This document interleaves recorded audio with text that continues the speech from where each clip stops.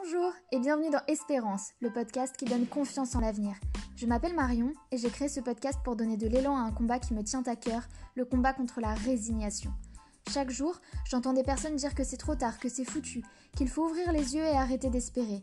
Ces personnes parlent de leur santé ou de celle d'un proche, de l'environnement, de l'éducation et plus généralement de sujets de société. Grâce à ce podcast, je compte bien vous montrer qu'il existe bel et bien des solutions grâce à des gens incroyables et engagés qui contribuent à changer le monde en mieux. Si ce podcast vous plaît, n'hésitez pas à le partager ou à me le dire ici ou sur mon compte Instagram marion.journée. Je serai ravie d'avoir vos retours. Vous pouvez aussi poster sous le hashtag MadeWithEspérance pour que je puisse vous lire et échanger avec vous. Et maintenant, place au sujet du jour. Bonjour à tous et bienvenue dans ce nouvel épisode d'Espérance qui signe le début des formats interview. Alors interview réalisée à distance certes, mais interview réalisée et je suis vraiment contente parce que j'avais tellement hâte de vous sortir les premières interviews que ça y est, elles commencent à arriver. Donc pour ce premier épisode, je reçois Anna Avalon qui est kinésiologue que j'ai moi-même consultée plusieurs fois. Donc avec Anna, pendant une grosse demi-heure, on va parler de kinésiologie, de guérison, d'alignement, d'amour de soi et bien sûr de confiance, d'espoir et d'espérance. Si cet épisode vous plaît et que vous souhaitez en savoir plus, vous pouvez retrouver Anna sur ses différentes plateformes, son site internet anna-avalon.fr, sur YouTube et Facebook sous le nom de Anna Avalon et sur Instagram sous le nom de AnnaKinesio06. Alors petit disclaimer, la qualité du podcast n'est pas à la hauteur de ce que je voulais et c'est ça quand on débute, mais je vais m'employer à l'améliorer pour les prochaines interviews. En tout cas, j'espère que votre écoute sera quand même agréable et je vous souhaite un très bon épisode.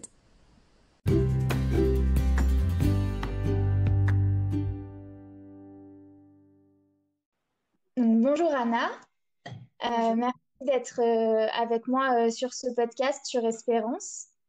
Je suis vraiment contente que tu sois là puisque voilà, c'est la première interview que je fais et je suis très heureuse que ça soit avec toi. Donc déjà, je vais te laisser te présenter à nos auditeurs. Oui, donc merci Marion d'avoir pensé à moi pour ce podcast. Donc je m'appelle Anna Vallon, je suis kinésiologue, je suis thérapeute holistique en fait de façon plus générale.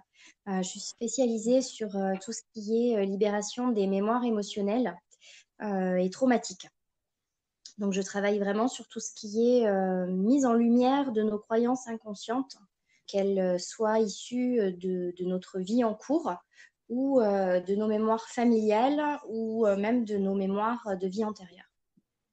D'accord, donc ça c'est des choses en fait déjà, première chose c'est des choses qui peuvent impacter notre vie présente en fait, ce qui s'est déjà passé, que ce soit dans notre famille ou chez nos ancêtres ou... Tout à fait, ouais. J'ai pour habitude de dire que si je devais faire des statistiques, en fait, les mémoires familiales, elles représentent à peu près 90% des causes origines de nos problématiques de vie. Ah oui, donc ça fait beaucoup. Ça fait beaucoup. Et donc du coup, la kinésiologie, qu'est-ce que c'est? Parce que j'imagine qu'il y a beaucoup d'auditeurs qui entendent peut-être ce mot pour la première fois. Alors, la kinésiologie, donc il y a le mot kiné dedans, puisqu'on utilise le test musculaire de kinésiologie. Donc, il y a vraiment, dans l'idéal, un contact avec le corps physique de la personne, puisque c'est par le biais du test musculaire, en fait, qu'on va avoir accès aux informations inconscientes du corps. Donc, on fait appel à la mémoire du corps pour interroger l'inconscient de la personne. Donc pour essayer de faire une vision à ceux qui nous écoutent, puisque moi j'ai déjà fait des séances avec toi, en fait tu nous prends, alors je sais pas s'il y a qu'un seul endroit, parce que toi tu prends au niveau du poignet, est-ce que c'est forcément...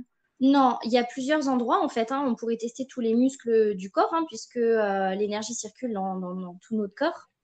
C'est par un souci de confort en fait que moi j'utilise juste le test du bras. Donc en fait, donc moi quand je fais mes séances par exemple, tu poses des questions et en fonction de ce que tu ressens au niveau du coup de mon poignet en l'occurrence, tu arrives à avoir des réponses. Parce que moi je sais que tu travailles aussi avec un carnet où il y a voilà, des numéros qui correspondent à des choses, est-ce que c'est pour tout le monde pareil? Est-ce que c'est... Oui, globalement la kinésiologie, puisqu'il existe après plusieurs branches de la kinésiologie, globalement on fonctionne tous avec des listes, parce que l'objectif c'est qu'on soit le plus neutre possible et que donc du coup nous on ne puisse pas orienter en fait la réponse de la personne, parce que quelqu'un qui va avoir un mental très puissant va pouvoir orienter En fait, inconsciemment, hein, par échange, par transfert inconscient, on va pouvoir orienter en fait les réponses que le corps de la personne va nous donner. Donc, c'est pour ça que pour rester dans une position neutralité, on numérote en fait nos listes et on interroge par numéro, donc de 1 à 5, 5 à 10, 10 à 15, etc. Pour que même en lisant le mot qui correspond au numéro, en fait, on ne puisse pas induire du tout. Voilà. Et du coup, toi, comment est-ce que tu as connu ça? Comment est-ce que tu en es venu à là? Parce que je crois que tu avais une autre carrière avant de faire des soins holistiques et de la kinésio, il me semble. Oui, je bosse dans l'immobilier. Donc rien à voir du coup. Et alors, qu'est-ce qui s'est passé pour que tu changes comme ça, que tu découvres cette pratique? Alors, il s'est passé plusieurs choses en même temps. En fait, ça faisait déjà 2 fois que j'étais dans des environnements de travail qui étaient assez toxiques, hein, où je subissais du harcèlement, beaucoup de pression, du harcèlement moral. À ce moment-là, donc, j'avais mon deuxième fils qui avait un peu plus un an et demi. En fait, à ce moment-là, je suis tombée malade. J'ai développé une maladie auto-immune. Donc, ça a été obligatoire en fait pour moi d'arrêter de travailler, hein. Je pouvais plus continuer à travailler. Donc, j'ai arrêté l'immobilier. J'ai commencé une autre carrière auprès des enfants. Sauf que bah, voilà, c'est à ce moment-là où vraiment la maladie a pris de plus en plus de place dans mon corps. Je me suis retrouvée en prison dans mon corps en fait, hein. Et la personne qui était à ce moment-là, une personne qui était dans mon entourage à ce moment-là, en fait, est venue à ma rencontre et m'a expliqué que j'avais choisi ma maladie et que ce n'était pas une fatalité. Oh là, c'est dur à entendre ça, j'imagine, la première fois en Ben, tout cas. ben ouais, ouais, ouais, ouais. Bah oui, parce que du coup, il y a des processus de victimisation qui sont présents. Donc on se dit, mais non, comment j'ai pu choisir ma maladie? C'est pas possible. Moi, de toute façon, j'ai que de la galère depuis que je suis née. Ouais, Donc voilà. Puis bien évidemment, j'ai choisi une maladie de laquelle on ne décède pas, mais qui est pour autant toute très, très invalidante et complètement ouais. invisible à l'œil nu. Et Ah, bien évidemment, pas reconnue par l'État français. Donc, c'est encore plus insidieux finalement dans l'auto-sabotage intérieur en fait que je me faisais vivre à ce moment-là, quoi. Donc, ouais, ça a demandé à accueillir l'information, à sortir de ça, à se dire, OK, ben, effectivement, si j'envisage les choses sous cet angle-là, qu'est-ce que ma maladie va me raconter de moi? Et c'est comme ça que ça a coïncidé aussi du coup avec le réveil de mes perceptions médiumniques que j'avais depuis toute petite. Et donc, il a fallu que j'appréhende tout ça au même moment. un gros travail. Un gros travail sur moi, ouais, ouais, une très grosse traversée du désert. Et c'est comme ça, justement, que j'ai commencé à me rendre compte, parce que petite, j'avais conscience de mes capacités médiumniques, mais j'avais jamais vraiment fait attention que j'avais des dons de guérison, en fait, hein, de magnétisme. Donc, ça s'est réveillé, en fait, au moment où j'ai déclaré ma maladie. Donc, du coup, il a fallu que j'appréhende tout ça. Et c'est vrai que du coup, bah, je testais sur la famille, je testais sur des amis. Puis finalement, ça marchait bien. Donc, j'avais les amis qui m'envoyaient leurs amis. Et puis, ça a grossi comme ça petit à petit. Sauf que moi, bah, j'étais confrontée à un problème. C'est que en posant mes mains sur les personnes, et ben, j'avais des émotions. J'avais des flashs, en fait. J'avais des visions, des choses comme ça qui me venaient. Sauf que je ne savais pas si ça appartenait à la personne, si justement c'était l'histoire de sa famille. Enfin, je ne savais pas trop si je pouvais lui en parler, comment aborder les choses. Est-ce que la personne était prête à entendre effectivement Hmm. bah, qu'elle était encore dépositaire d'un trauma, alors que si elle se trouve, elle était dans le déni ou quoi que ce soit. Enfin, c'est des choses délicates. Donc, c'est Ouais. vrai que du coup, j'en ai parlé un petit peu autour de moi. Je dis, bon, voilà à quoi je suis confrontée. Je cherche un outil, en fait, finalement extérieur qui pourrait m'aider à mettre tout ça en ordre. Et c'est là où je suis tombée sur la kinésiologie. Et du coup, je me suis renseignée. Et ça a été une révélation. Je me suis dit, mais oui, c'est exactement ça que je cherche. Et le lendemain, on me met en contact en fait avec la personne qui deviendra mon mentor, mon formateur. Ah, super. Donc pour toi, c'est vraiment un outil en fait qui permet de recadrer, en tout cas d'organiser ou d'ordonner tout ce que tu savais faire pour vraiment voilà, donner un sens et donner C'est ça. les règles à suivre justement pour faire les choses dans le meilleur sens possible. C'est ça. En fait, ce que j'ai vraiment aimé avec la kinésiologie, c'est que ça me permettait de ne pas être dans une situation de pouvoir, en fait, sur la personne, où c'est moi qui décide par rapport à ce que je ressens, ce qui est dit, ce qui n'est pas dit, comment c'est dit, à quel moment c'est dit. Avec la kinésiologie, j'ai la certitude en fait que les informations qui vont sortir, ce n'est que ce que la personne est en mesure d'entendre et de travailler sur elle-même à l'instant T. Donc moi, ça me remettait vraiment dans ma position juste d'accompagnante où je suis le rythme en fait de la personne. Et donc c'est des choses que la personne est prête à entendre, mais est-ce que pour autant, le fait de passer par la kinésio, ça, c'est pas une façon de se détourner un peu du mental et justement de laisser parler peut-être quelque chose qui a au plus profond de nous que justement avec le mental, on essaye de masquer, de ne pas voir.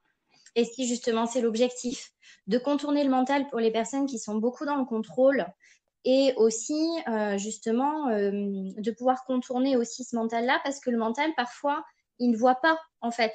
Nous on voit ce qu'il y a dans notre champ de vision, on voit la partie immergée de l'iceberg. La kinésiologie elle va voir la partie immergée de l'iceberg, elle va voir justement tout ce qui est dans l'inconscient qui conditionne notre présent mais que notre mental ne comprend pas comme ça. Donc c'est là tout l'intérêt du coup. Et on recherche l'état d'harmonie entre notre nature profonde, donc ce qu'on peut appeler notre âme en fait, hein, notre inconscient et notre conscient. L'objectif, c'est que les trois soient en accord. Tout aligné, ouais.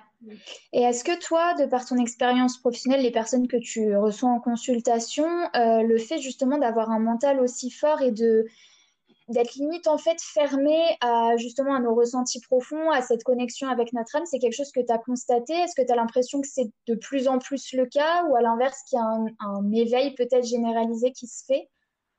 Il y a quand même, moi j'observe vraiment et heureusement, un éveil quand même qui se fait de plus en plus. D'accord. Donc il y a Et quand même des personnes qui sont un peu moins. Parce que c'est vrai que c'est quelque chose. Bon, déjà, c'est clairement quelque chose qu'on n'apprend pas ni à l'école ni de par notre famille, sauf si on a déjà des personnes dans notre famille qui sont éveillées à ça. Mais on est beaucoup, justement, comme tu dis, dans le contrôle, y compris dans notre vie de tous les jours. Je pense par exemple aux personnes qui font des burn-out, qui travaillent, qui sont hyper fatiguées, mais qui continuent quand même. On a beaucoup de mal à s'écouter. Enfin, j'ai l'impression en tout cas.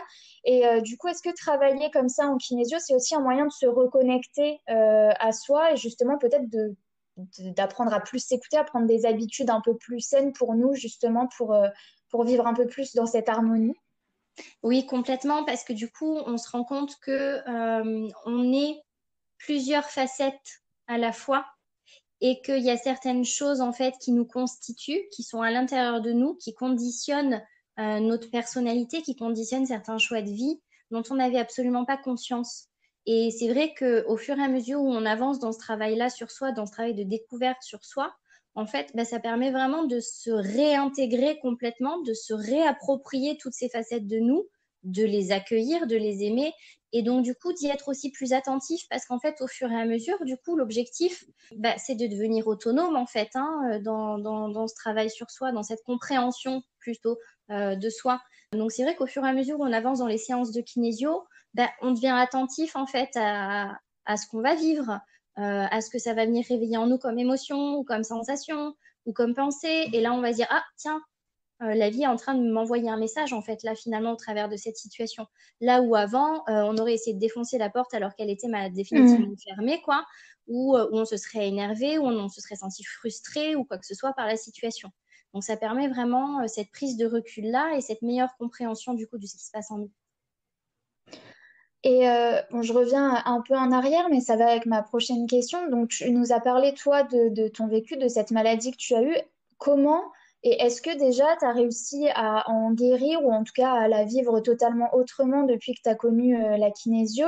Et est-ce que tu as reçu aussi, toi, des personnes qui avaient des problématiques importantes, soit de santé physique, soit de santé mentale, des grosses dépressions, des choses comme ça, qui ont réussi justement par ce biais-là à se sentir mieux ou à en guérir ou Oui, alors déjà pour la première partie de la question, par rapport à la fibromyalgie, aujourd'hui je n'ai plus du tout de symptômes.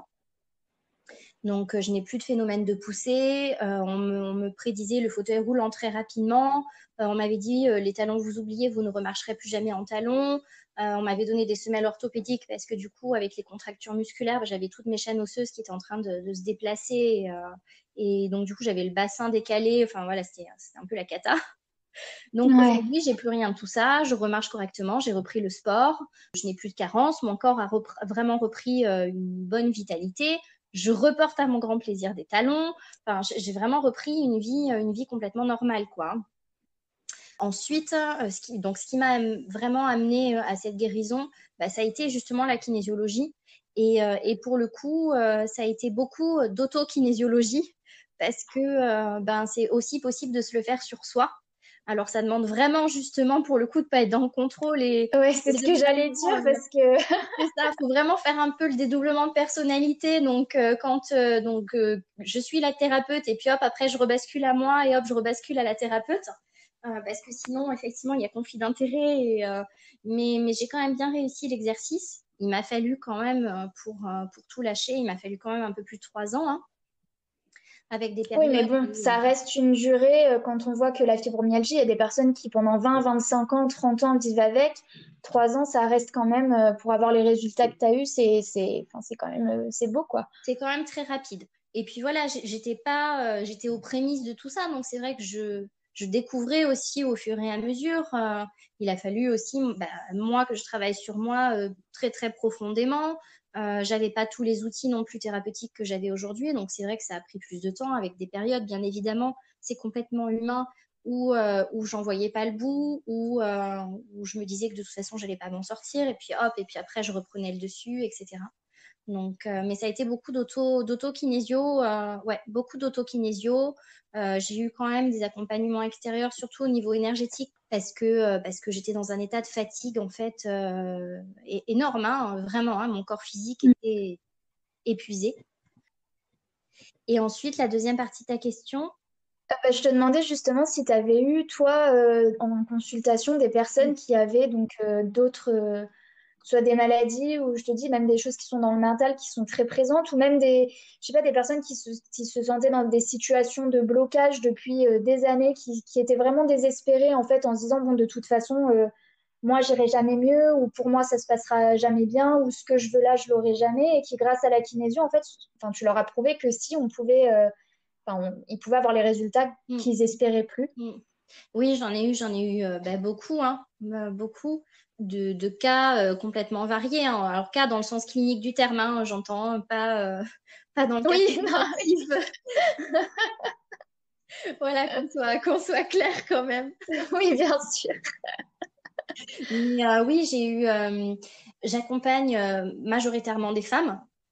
C'est vrai que j'ai eu beaucoup de femmes atteintes de cancer du sein, de femmes qui avaient des problèmes de fertilité, donc qui n'arrivaient pas à concevoir et en fait qui ont réussi à tomber enceinte finalement, pour certaines même très rapidement après le début des séances. Après, là où c'est un petit peu plus compliqué justement, c'est pour les personnes qui sont vraiment dans des processus très profonds de dépression ou de contrôle de contrôle mental, où là la kinésiologie ne suffit pas parce qu'il faut vraiment venir en même temps agir justement sur ce qui bloque, donc agir sur le mental. Donc ça passe vraiment plus par un accompagnement coaching, se réapproprier ses pensées, devenir observateur de ses pensées, voir quand la pensée est limitante, ce qu'elle nous raconte, et la renverser petit à petit par des pensées positives.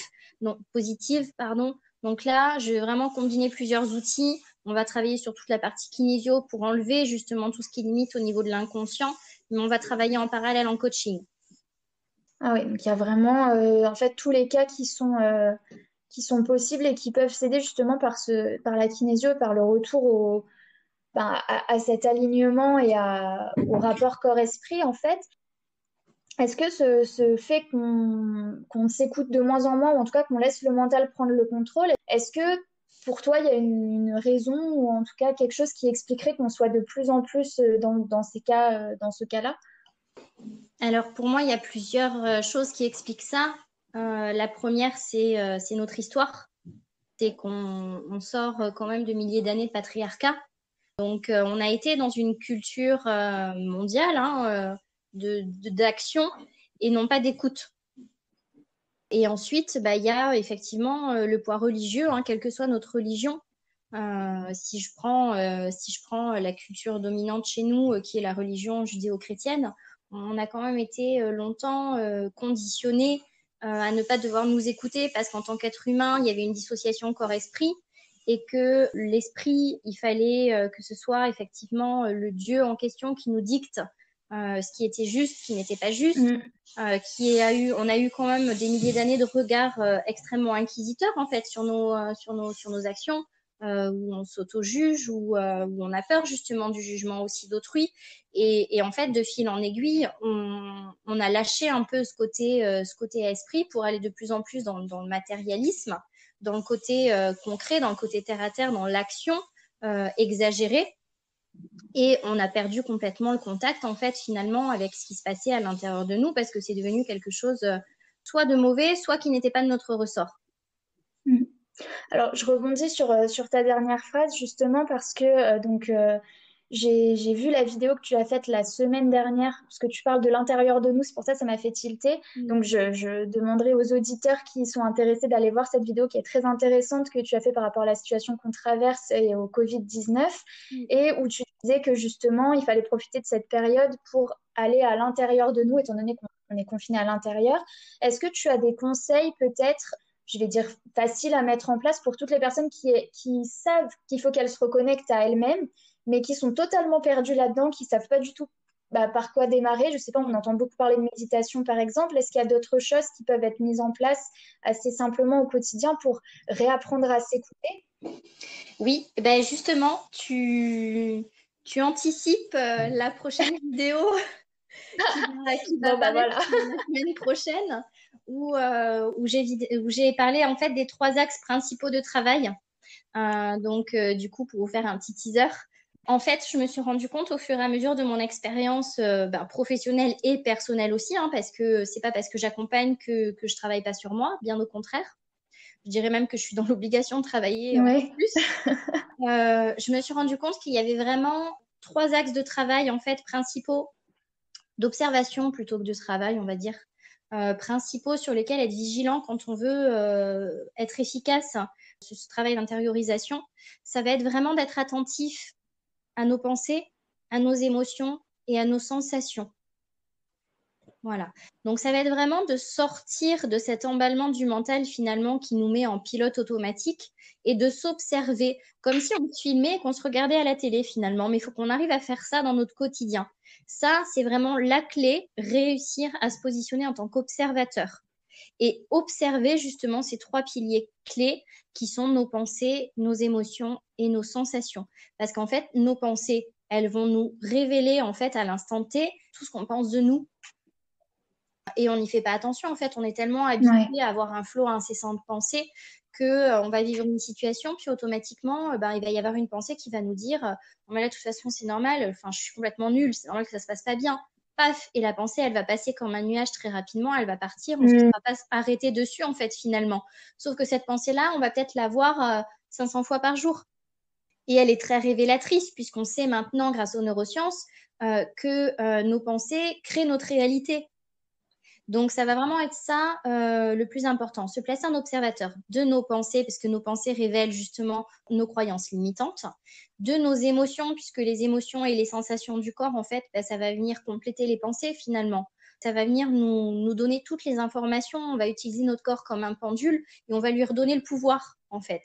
Donc, c'est plus l'ego qui va contrôler, c'est vraiment le corps qui va être au service de l'ego. Et l'ego au service du corps. Ça va vraiment être une interaction comme ça entre les deux. Parce qu'on a tous des réactions physiques qui sont parfois très présentes quand on rencontre quelqu'un pour la première fois ou quand on rentre dans un lieu ou quand on va à un entretien d'embauche, par exemple, et qu'on va avoir une petite voix dans nos têtes sur le chemin qui va nous dire de toute façon, c'est pas ta place. Et notre corps, notre estomac qui va se nouer, la boule à la gorge, voilà, toutes ces petites choses-là. Encore une fois, se placer en observateur de tout ça. En fait, à l'instant T, à chaque fois, chaque jour, notre corps, il nous dit exactement où on en est. Ouais. Et c'est vrai qu'on n'a pas l'habitude de l'écouter. C'est souvent pour ça qu'on l'écoute trop tard, au moment où justement il nous envoie des signes qui sont tellement forts qu'on ne peut plus du tout les ignorer. Donc là, on pourrait par exemple dire, voilà, je me prends 5 minutes, je me pose, à quoi je pense, qu'est-ce que je ressens, comment je me sens, et essayer de faire un point sur tout ça et de se rendre compte que peut-être eh ben, on a des tensions quelque part, que peut-être on a une pensée depuis ce matin qui est là tout le temps. Mm. Et justement, à force de faire cet exercice, ça deviendra peut-être plus naturel du coup Oui, de s'écouter comme ça. complètement. Oui, au début, effectivement, ce que je conseille souvent, c'est de se prendre un petit moment. Alors, bien souvent, ça va être en fin de journée, hein, parce que mentalement, on va se dire, bon, bah, c'est bon, j'ai accompli tout ce que j'avais à accomplir. Le boulot, Ouais. c'est fait, le repas, c'est fait, le ménage, c'est fait, les enfants sont couchés, tout est fait, on a fait toute notre liste. Et donc, du coup, là, ben, en fait, c'est bien de prendre un petit moment sur soi, un petit moment bilan de la journée. Et en fait, au fur et à mesure de s'octroyer ce moment bilan de la journée, ben, ça va devenir un automatisme et on va se retrouver finalement à le faire tout le temps. On n'aura plus besoin de ce temps de bilan. Ça va être instinctif, en fait. Dès qu'on va vivre la situation, pof, automatiquement, on va s'extraire et on va se dire, ah bah oui, effectivement, là, je viens d'avoir telle interaction, il s'est passé ça, j'ai dit ça, et c'est automatique. Euh, je me demandais du coup, donc sur ce podcast, j'essaye vraiment de montrer à toutes les personnes qui peuvent être un peu résignées ou désespérées sur certains points, qu'il y a toujours des choses qui sont possibles et il y a beaucoup de choses qui sont mises en place et dont on n'a pas connaissance et je pense que la kinésio en fait partie. Toi, si tu devais résumer ou en tout cas expliquer ce que ça t'apporte de faire ce métier ou pourquoi tu le fais ou voilà le ressenti que tu as par rapport à ça. Pourquoi est-ce que tu continues de faire ça aujourd'hui? Parce que j'imagine que c'est aussi difficile parce que tous les jours, tu vois des personnes qui vont majoritairement pas bien. Donc émotionnellement, ça doit être compliqué. Qu'est-ce qui fait que tu continues à faire ça et qu'est-ce que ça t'apporte? Alors, émotionnellement, du coup, c'est pas compliqué dans le sens où, en fait, c'est quelque chose d'extrêmement porteur. Et c'est pour ça que j'adore ce travail qui finalement n'est pas un travail et que je continue à le faire, même si c'est compliqué, même si c'est pas encore très répandu et que du coup, on est nombreux à pas réussir à en vivre convenablement. Mais on est dans un rapport humain qui est vrai. On vit une société où le rapport humain est faussé. La plupart du temps, on porte des masques. Et moi, j'ai la chance de pouvoir avoir une profession où justement, je suis sans masque et les gens qui viennent à moi déposent leur masque. Et c'est beau, en fait, finalement, parce que là, Ouais, ça me donne des frissons, ce que tu dis. C'est très beau, effectivement. puis j'ai l'immense privilège de rentrer dans l'intimité des gens, dans une intimité que eux-mêmes parfois ne connaissent pas. Donc c'est un cadeau immense en fait. C'est une confiance absolue qui s'opère. C'est un échange fantastique parce que moi bien évidemment j'essaye de vous offrir ce que j'ai de meilleur au travers de mes outils et de ce que je suis. Mais vous, toutes les personnes que j'accompagne m'offrent en retour énormément. Déjà rien que par la confiance, et puis il y a toujours en fait des effets miroirs qui s'opèrent. Donc moi, ça m'aide énormément aussi à avancer sur mon propre chemin dans ma vie personnelle. Et c'est beau de rentrer en communication avec un bébé quand une femme est enceinte et puis de le rencontrer pour la première fois après la grossesse.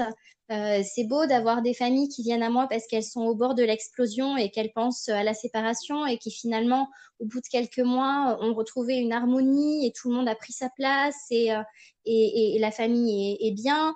C'est beau de voir des femmes qui viennent avec des traumatismes vraiment importants qui les impactaient de façon énorme dans leur vie, où elles s'étaient coupées de leur féminité, où elles s'étaient coupées de leur sexualité, et de les voir 6 mois plus tard s'épanouir complètement et rencontrer l'homme de leur vie. Enfin, c'est c'est la vie. C'est la vie dans ce qu'elle a de plus beau, en fait, de plus précieux, quoi. Et je suis témoin de ça. Donc, c'est waouh. Ouais, c'est vraiment beau. Je n'avais pas du tout prévu de te poser cette question, mais maintenant ça me vient comme ça.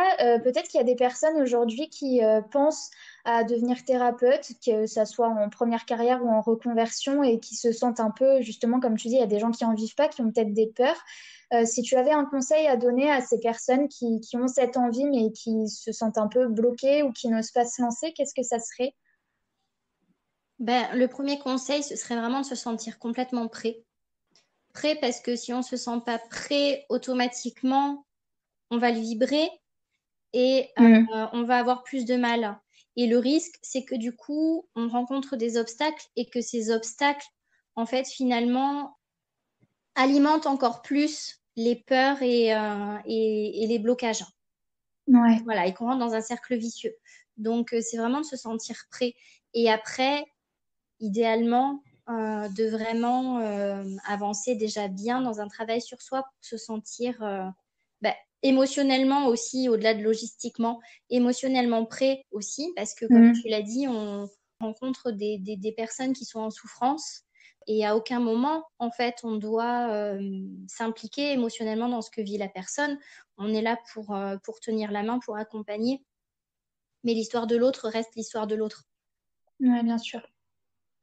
Bah écoute, on arrive à la fin de ce podcast. Est-ce que tu souhaites revenir sur un point ou est-ce que tu aurais quelque chose à ajouter pour les auditeurs qui nous écoutent en dehors du fait qu'il faut absolument qu'ils aillent voir tes vidéos qui sont en train de sortir très régulièrement en cette période. Donc ça fait vraiment du bien de pouvoir profiter de ça. Donc est-ce que tu aurais quelque chose à ajouter, peu importe le thème sur lequel tu souhaiterais revenir? Ce que j'aurais à ajouter ou pas, hein, puisque c'est l'objectif de ton podcast, donc c'est pas franchement à ajouter, c'est juste à confirmer, je dirais. C'est vraiment de garder confiance, de garder espoir, d'avoir la foi, et à commencer par la foi en soi-même. On est capable de traverser des choses atroces, mais on est capable de se relever et de se redresser et d'avancer et d'en grandir et de devenir encore plus fort en fait. Et on a vraiment cette capacité-là de transformation qui est immense et qui est propre à l'être humain. Et il faut vraiment avoir confiance en soi pour ça.